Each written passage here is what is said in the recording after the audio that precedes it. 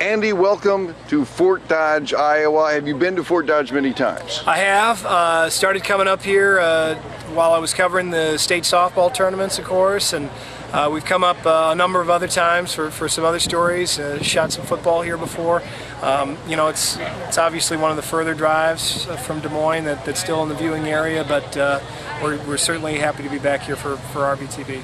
Now, you're out here searching for stories about the rivalry between the Cyclones and the Hawkeyes. What has been the strangest story you've heard so far?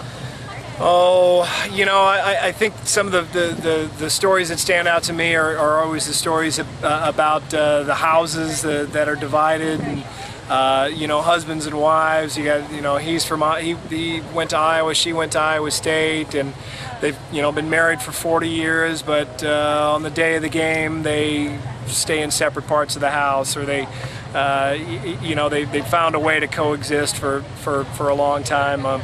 You know, I think it's a friendly rivalry, so I think for the most part everybody just treats it as the fun that it's supposed to be.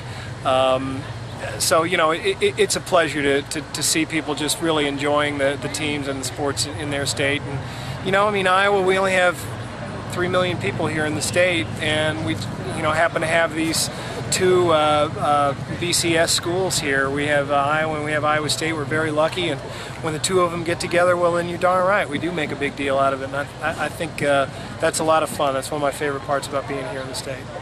One of the things that has impressed me as I've been kind of watching WHO TV throughout the city, and that has been the interaction that you've had with your viewers. And you've been very personable. You've been taking the extra time to talk to people.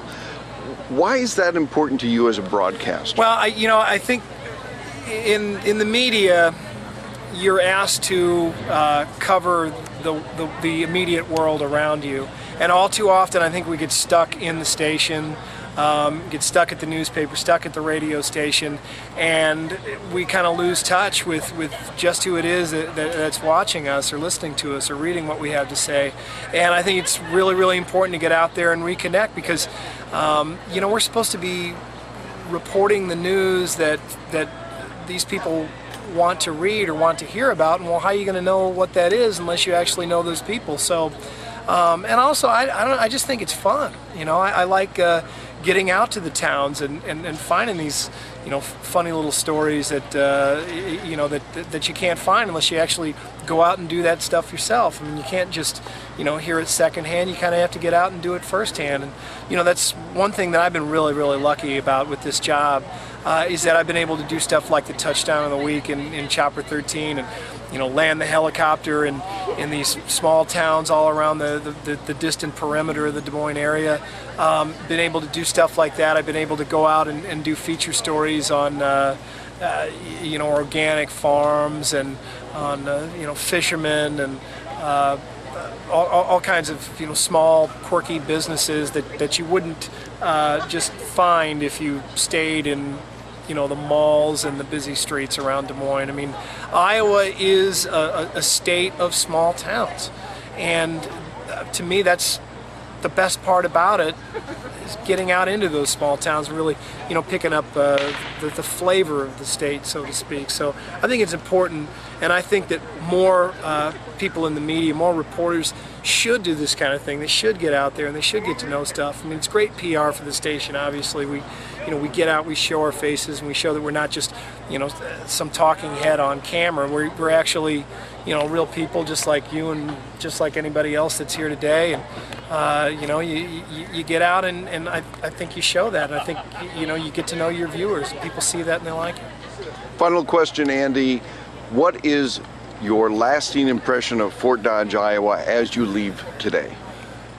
Well, as I leave today, well, I mean, obviously it's a beautiful day, and it's you know, one of the bigger towns in Iowa, but it still has a small town feel to me. I got to kind of go out and do a little story today on just some of the quick sites around town that maybe will stand out to somebody that's never been here before.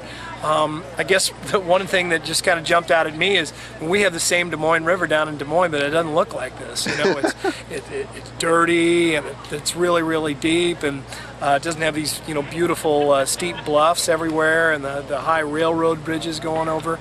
You know, I went down and there were guys out in their waders just walking straight across the river. Well, you try to do that down in Des Moines, you get swept right down river and probably drown. But you know, some of the sights that I saw today will probably stick with me. I would say probably the river, some of the hills. I mean, we all talk about Iowa as being a flat state, but you know, Fort Dodge is scenic, and you can understand why people settled here way back when.